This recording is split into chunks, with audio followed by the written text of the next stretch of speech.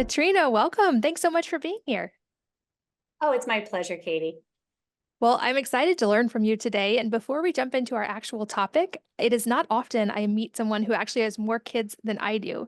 And so I just would love to hear from another mom who has so many, especially because it sounds like we've had some similar birth experiences, but I have not gone fully unassisted. So I would love to hear what that was like. Oh, yeah, absolutely. So I've got seven. They were all home births. We did one hospital transfer, which was unnecessary, and then the last three were unassisted. It was really nice because I knew what I was doing by that point, and it was just a matter of knowing and having the trust in my body that um, it was okay, and I knew what position to get into, and I could handle that.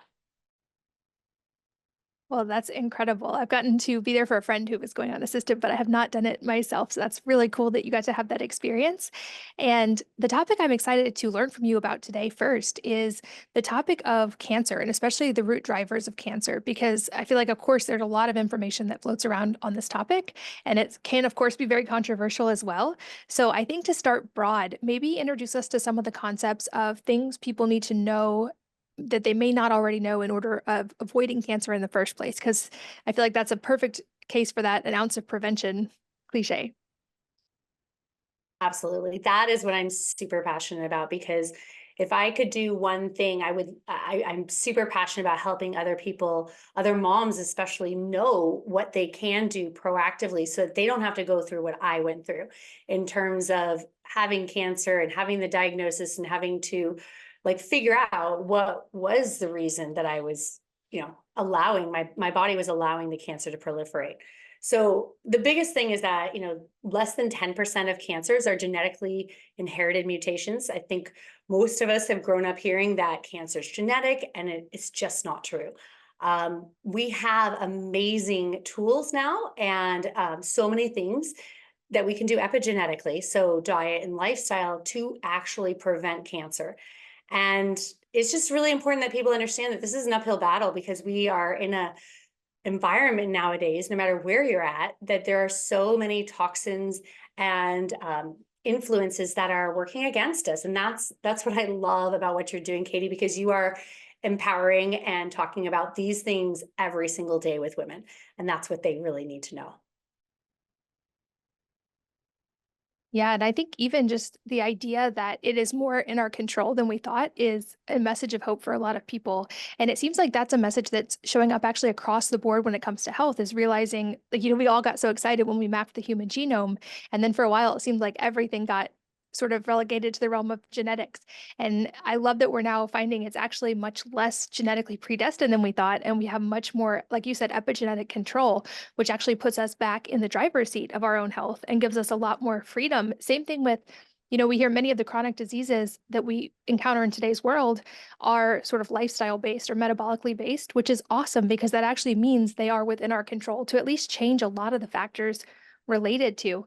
Um, so if it's not always genetic, what are some of the reasons why someone might experience cancer so we can sort of like start taking a top-down approach to figuring out how to avoid those things? Yeah, this is where I get really excited because there's 10 areas that I call the root cause drivers that are buckets that we have measurable tests that we can look at functionally to see what's going on that have been shown in the research to be associated and correlated driving cancer. So the first one would be metabolic. So that has to do with your blood sugar. And this goes back to, Otto Warburg's work showing that a cancer cell is metabolically different and has shifted than what a regular cell is doing. And so when someone has cancer, they are broken metabolically and they may not know it. It doesn't necessarily feel bad. And this is where, you can look at the test ahead of time and see, oh, wow, I'm not doing well in this ahead of time.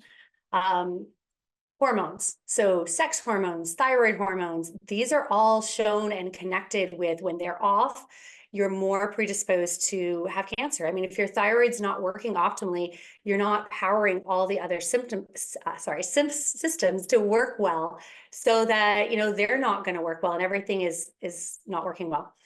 Most people are familiar with the idea that the sex hormones can drive cancer. A lot of the common cancers that we talk about in terms of breast cancer, ovarian cancer, and such are very connected, but a lot of the other cancers are driven by skewed, imbalanced sex hormones as well. The microbiome. So this has to do with the gut flora, but also if there's pathogens that are throwing things off, preventing, mineral creation, absorption, and the digestion. People just are not digesting their food. So it's really awesome to eat super nutrient dense, but if you don't digest it, you're kind of throwing your money away, which is kind of offensive to me as a mom. Stress. So this would be the adrenal hormones and that circadian rhythm, that sleep-wake cycle. Especially for moms, we tend to get off, especially with those new babies. And this can really set us up for having those adrenals off, which is a huge problem for a lot of people. Epigenetics, we kind of mentioned. So some of us have some, not great gene SNPs that predispose us to being off in these areas. And doing some simple testing, we can look at this and know, oh, this is my weak link. I need to do these extra steps. Not that it's a death sentence at all. I just need to know what I need to work on so that I'm aware and can be proactive, not just, guessing and such. Immune. So if the immune system, that's where our body is designed to actually address and look for and attack rogue cancer cells on its own. That's the design. But when that goes off, whether there's some autoimmunity or just crazy low vitamin D levels or different, other areas that are affecting the immune system, it can get overwhelmed. And we need to make sure that we support our immune system so that it can do its job. Inflammation. Inflammation is a huge driver. This is kind of the hallmark. This is what I use to monitor cancer clients to see when things are going sideways or flaring up. And basically, when someone has cancer, they are a ball of fire, and that needs to be taken care of first and foremost so that other therapies can be successful. Angiogenesis. This is a fancy term that means, when your metabolism, when you're metabolically broken, you are not functioning optimally, so you need way more glucose. And so in order for the cancer tumor to get more glucose, that blood sugar, it brings in and signals the body to make more blood vessels. And that process is called angiogenesis. So we don't want that. We don't want that tumor getting the fuel it needs to grow. And there's markers that we can look at to see if that process is happening, simple, in the blood. The environmental toxins, this is the big area that I think people aren't looking at. So my clients, they're educated. They're mostly, middle-aged moms. They know the stuff you shouldn't do. They're not eating canola oil. I can't remember the last time I had that conversation. They're cooking with stainless steel. They're doing all the stuff. But it's the stuff you don't realize, things like mold, heavy metals, different environmental chemicals that they don't even know are in their water and their air and such. That's what's usually getting them. And I am over and over surprised, Kate, about the weird things that show up that then we get to do some detective work of where in the world is this coming from? Because it's the stuff you don't know that's harming you a lot of times. And then the last area, I think I got them all, is the emotional component. And this is the one that everyone kind of overlooks. And they kind of set it aside and they want to do the things that, you can check off on your list and I take this pill and whatever. But having to really delve into the why of what's going on in the body, because our emotions are stored in our tissues. And if we have unresolved trauma, grief, strife going on, it's going to set us up for cancer. And inevitably, when someone comes to me with a cancer diagnosis, what I see is that the year prior, there's been something big that has really damaged that person's heart. And so dealing with that just opens the gates for healing in a really profound way that most people aren't talking about. So that's the 10 areas that I dive into. And as you can see, there's a lot of different things, like the gut encompasses a lot of different areas.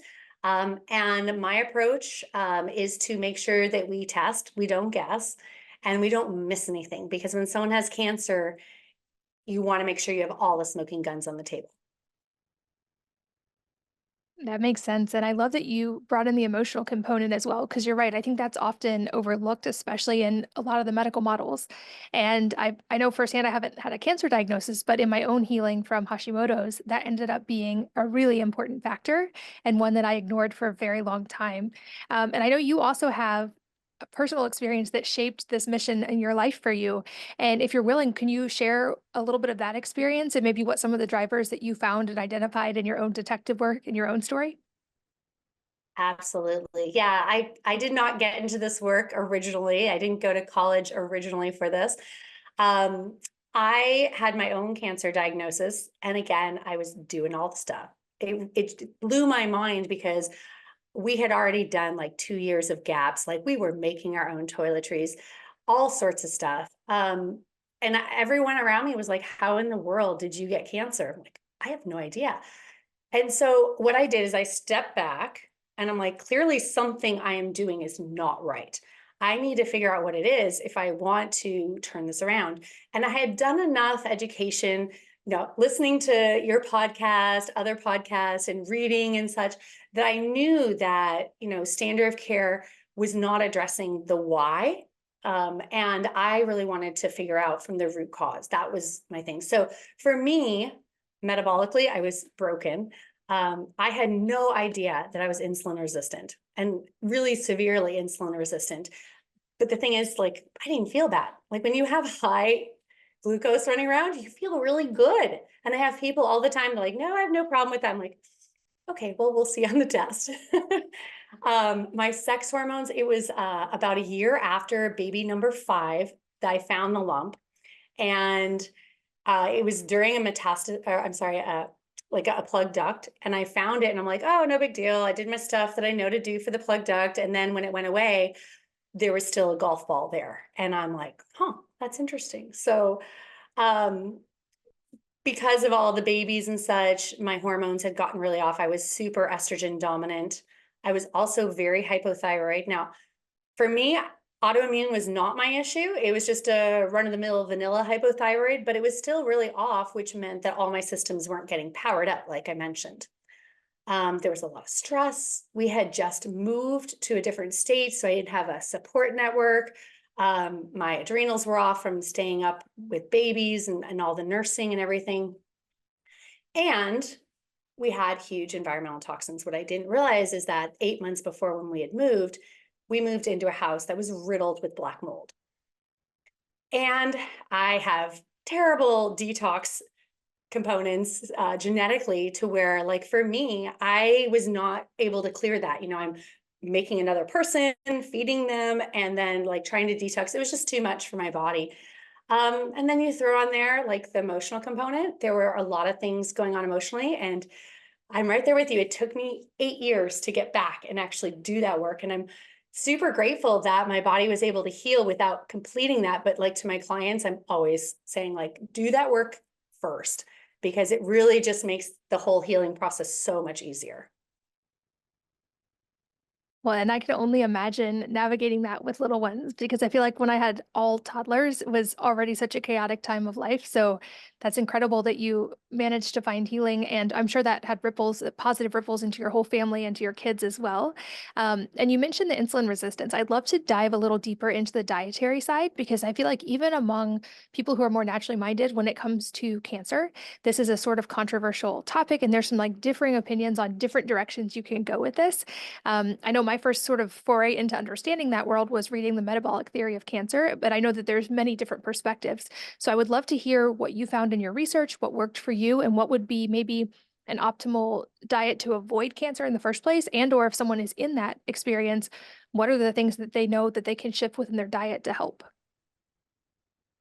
Yes, I love that question. So when I had the cancer diagnosis, I was doing like a Weston Price kind of a diet, which I don't think there's anything wrong with. I'll circle back around to that.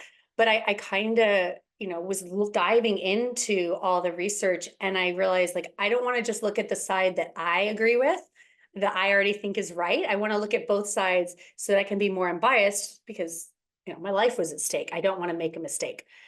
And so at the time, the big thing, and it still kind of is, it was a plant-based, raw vegan diet, which did not speak to me, but I'm like, let's try it. I actually went down to a Gerson clinic in Mexico and was like, let's do this. But I was asking a lot of questions. I'm like, okay, so why can't I eat any salt? Like, why do I only get like a teaspoon of flaxseed oil a day? Why are you giving me thyroid hormones when you haven't tested my thyroid? And the staff did not have any questions. And I was trying to be respectful, but I'm getting a little frustrated. And by the third day, the director of the clinic sat me down and he said, you know, Katrina, my staff's been telling me you've been asking a lot of questions, and I really think you just need to trust in the process.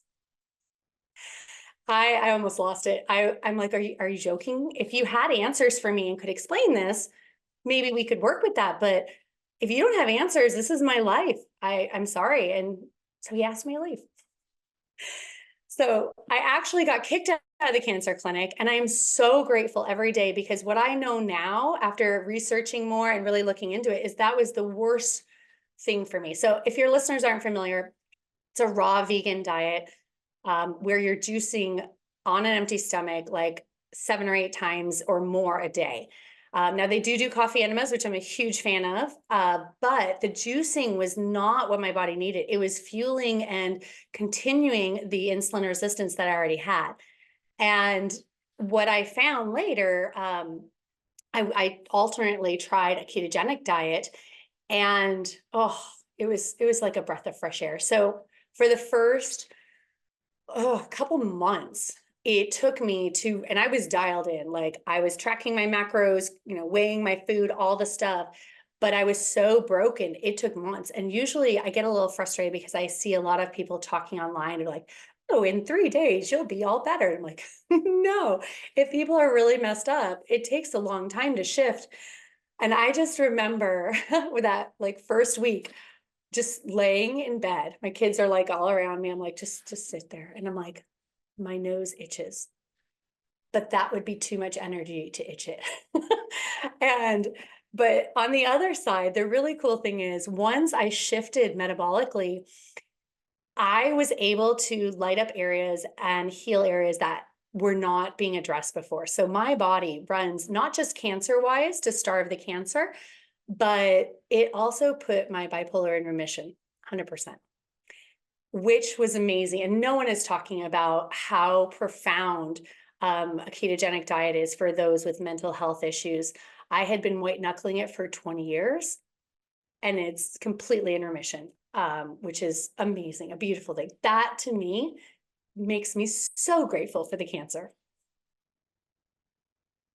Well, and I love your mindset too, just to highlight a couple things you said. I think for one, being able to not just confirm your own bias, but to question everything. I think that is one of the skills in life across the board that is so valuable.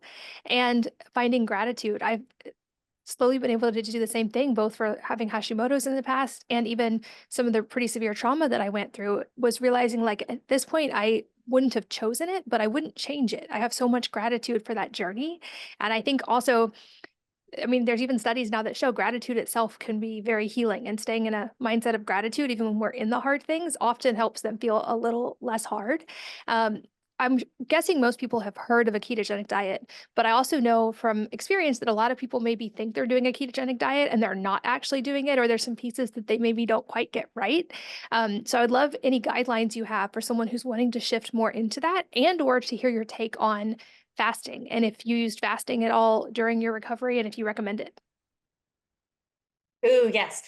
Yeah, I'm glad you brought that up, because since my journey in healing, ketogenic diet has gotten really popular, and a lot of what you hear out there is not what I'm talking about. So I'm talking about a clean ketogenic diet, so not all the processed junk, and the macros. You need to have very, very high levels of fat, moderate protein. So this is not the bacon and beef patty, diet. And then, very, very low carbohydrates. So when you get the carbohydrates low enough, your body can then stop burning glucose, because that's the first thing it's going to burn priority wise. It'll shift into creating ketones in your Krebs cycle. So by making those, that's where a lot of therapeutic effects come in, as well as where, like what I was describing in terms of my brain lighting up. But it also is starving the cancer, because remember, the cancer is going to be feeding on that glucose. So anytime your blood sugar is high, you're giving it extra fuel. You want to have it in that like 70 to 90 range. So what does that look like? I'm a big fan of having a lot of vegetables in there, which it's probably might have sounded like I didn't want if I'm not plant-based, but my plate looks like a big pile of vegetables. And I look at the vegetables as a conduit to carry the fat, because who wants to eat like a spoonful of avocado oil mayonnaise? That's disgusting. At least I think so. And then there's some fat on it. So maybe a big salad with lots of dressing and avocados and, some meat on it or something. Or maybe it's some kind of casserole. A lot of times I'll hide the plants in it, whether it's a cauliflower mash or something where people don't even necessarily know they're getting as many vegetables as they are. But it's a way to hold the fat.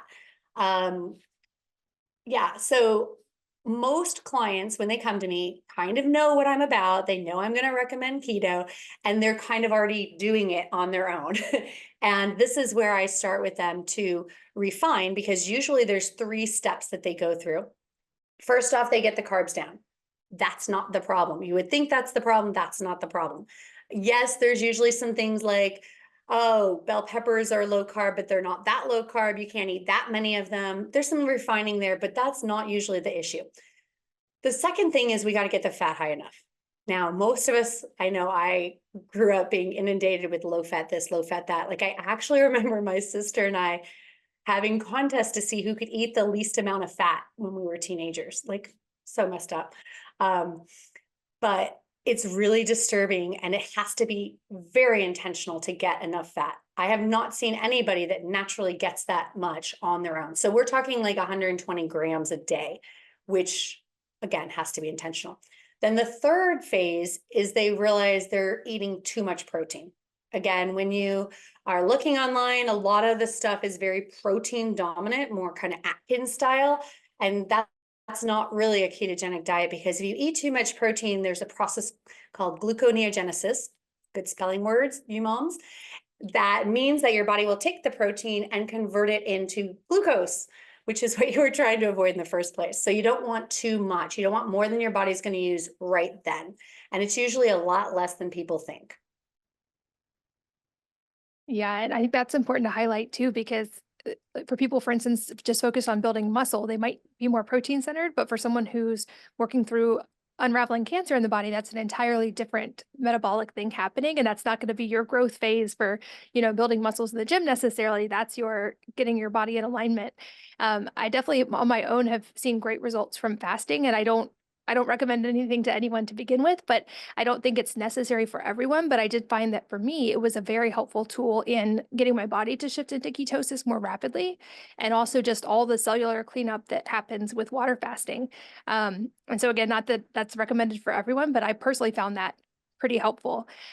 You also touched on the environmental stuff, and you're right. I think most people listening are aware of keeping the really bad stuff out of their house, but then there's these sneaky hidden ones that you mentioned that we might not even be aware of. Do you have resources for people in identifying those, or even like where to start looking for those? And I think you might have had something else on the protein side too.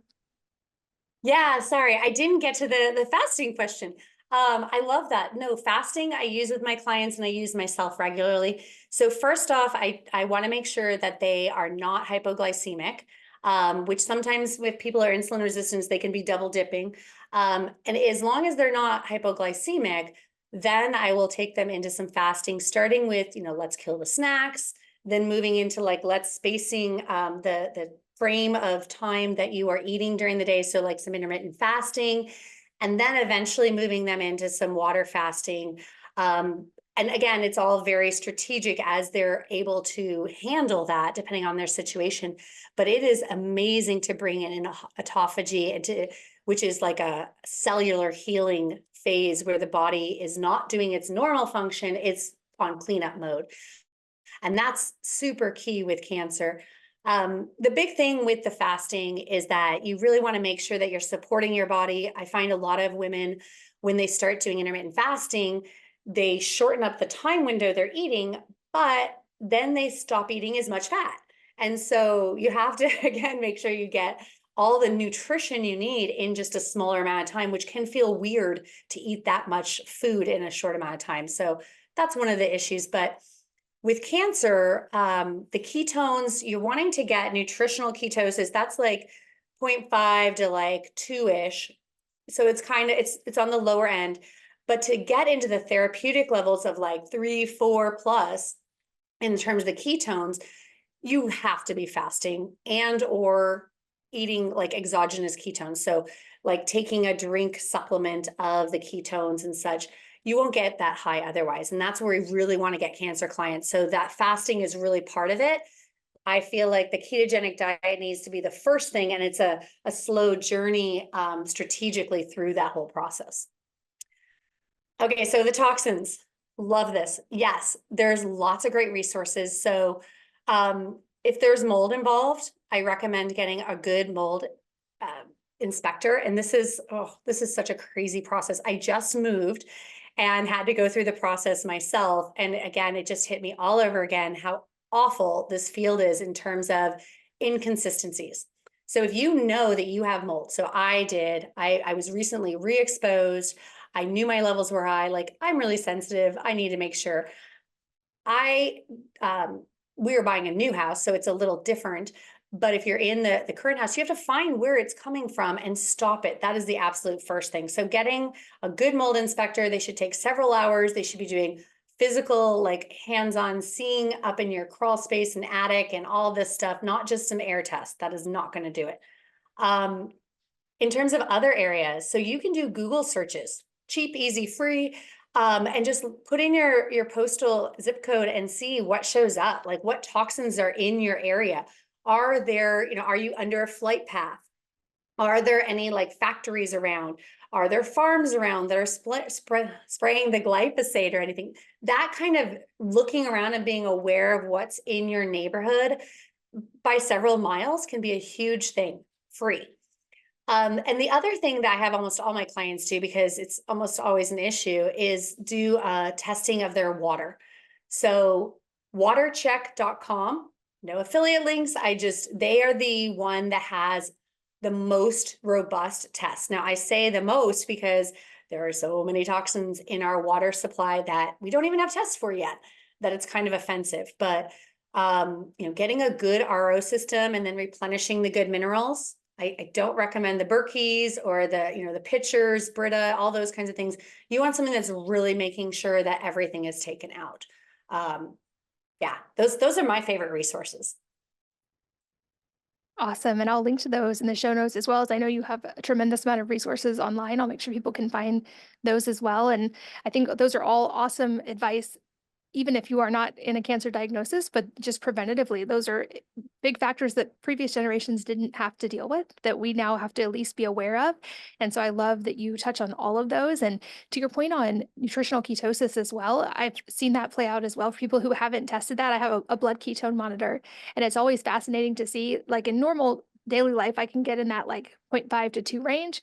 But on my last 7-day water fast, which I do at the beginning of the year, I was able to get up to like 6 point something and that doesn't happen in normal range, but it's cool to see that process and get that data. And I usually wear a glucose monitor and then test my ketones. And it's just really fascinating to see that switch happen and to feel it within the body. Again, not that I recommend that to everyone or that everyone needs it, but I do think it can be a very valuable tool as well. And I know you have so many resources. Can you let people know where to find you to keep learning on any of these topics? And I'll link to them in the show notes as well.